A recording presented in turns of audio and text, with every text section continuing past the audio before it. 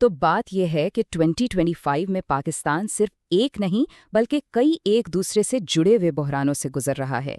ये एक बहुत ही पेचीदा सूरत हाल है जहां हर मसला दूसरे मसले को और भी संगीन बना रहा है।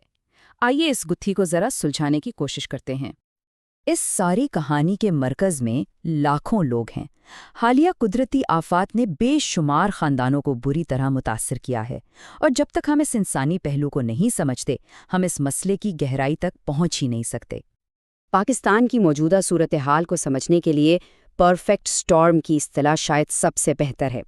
मतलब ये कोई एक मसला नहीं बल्कि कई चैलेंजेस का एक ऐसा जाल है जो मिलकर एक कसीरुल जहदी बहरान, या जिसे अंग्रेजी में पॉली क्राइसिस कहते हैं, वो बना रहा है। तो ये पॉली क्राइसिस है क्या चीज़? यूँ समझें कि ये एक ऐसी सूरत हाल है जहाँ अलग अलग बहरान जैसे माहौलियाती, माशी और सिक्योरिटी के मसाइल एक दूसरे से टकराकर एक दूसरे को मज़ीद ख़राब करते हैं, और इन सब का मिला जुला असर हर एक बहरान के अकेले असर से कहीं ज़्यादा तबाहकुन होता है। इस पूरी कहानी का जो फौरी और नज़र आने वाला नुक्ता आगाज़ है वो है शदीद मानसून बारिशें और उनके नतीजे में आने वाले सैलाब। यही इस पूरे बहरान के लिए एक तरह से ट्रिगर साबित हुए हैं। इस तबाही का पैमाना बहुत बड़ा है।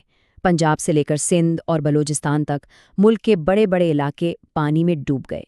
लाखों लोग बेघर हो गए और सड़कें, पुल और फसलें सब कुछ तबाह हो गया। और सूरत हाल तब और ख़राब हो गई जब सरहद पार से आने वाले पानी ने भी इस तबाही में अपना हिस्सा डाला। अब जाहिर है, जब इतनी बड़ी कुदरती आफत आती है तो उसके माशी असरात तो होते हैं। आइए देखते हैं कि ये सैलाब किस तरह शदीद माशी झटकों में तब्दील हुआ। जैसे ही सैलाब का पानी उतरा, माशी झटकों की एक लहर शुरू हो गई। फसलें तबाह हुईं, सप्लाई चेन्स टूट गईं, जिसका सीधा मतलब है कि खाने पीने की चीज़ों की कीमतें बढ़ने का खतरा। और इस सब ने मुल्क के इमदादी निज़ाम पर दबाव को कई गुना बढ़ा दिया।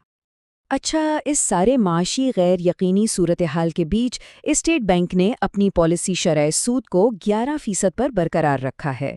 ये एक अहम नंबर है जो जाहिर करता है कि महंगाई के खदशात के बावजूद मईशत को संभालने की कोशिश की जा रही है।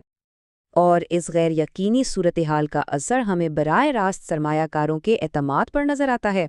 माली साल 2025 के आदाद शुमार बता रहे हैं कि गैर मुल्की सरमायाकारी में तकरीबन 19% की कमी आई है, जो एक वाज़ेह खतरे की घंटी है। लेकिन बात सिर्फ सैलाब और मईशत तक ही महदूद नहीं है। अब ज़रा देखते हैं कि ये नई आफतें मुल्क के पुराने सिक्योरिटी चैलेंजेस पर किस तरह मज़ीद दबाव डाल रही हैं।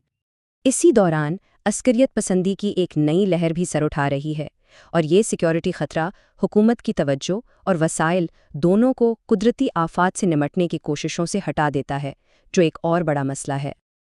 तो हुकूमत इस मसले से कैसे निमट रही है? वो एक तरह से दोहरी हिकमत अमली अपनाए हुए है। एक तरफ तो फौजी ऑपरेशंस के जरिए दबाव डाला जा रहा है, और दूसरी तरफ कुछ शर्तों के साथ मुज़ाकरात की बात भी हो रही है।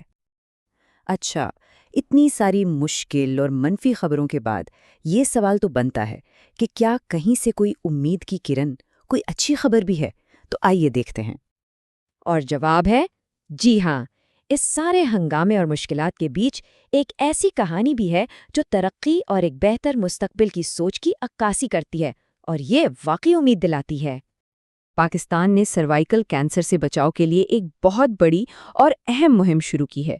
इसका मकसद लाखों लड़कियों को HPV की वैक्सीन लगाना है। ये इकदाम इस बात का सबूत है कि इन तमाम बहरानों के बावजूद मुल्क की तवील मुद्दती सेहत पर भी तवज्जो दी जा रही है।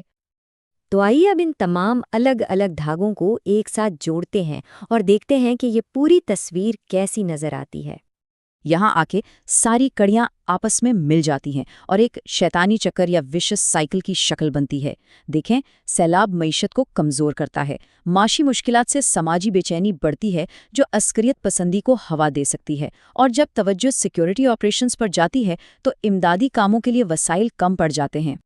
ये सारी सूरत हाल हमें एक बहुत बड़े और बुनियादी सवाल पर लाकर खड़ा कर देती है कि जब कोई कौम हर महाज पर एक दूसरे से जुड़े बहरानों से लड़ रही हो, तो वो एक मुस्तहकम और पायदार मुस्तकबिल की बुनियाद कैसे रख सकती है।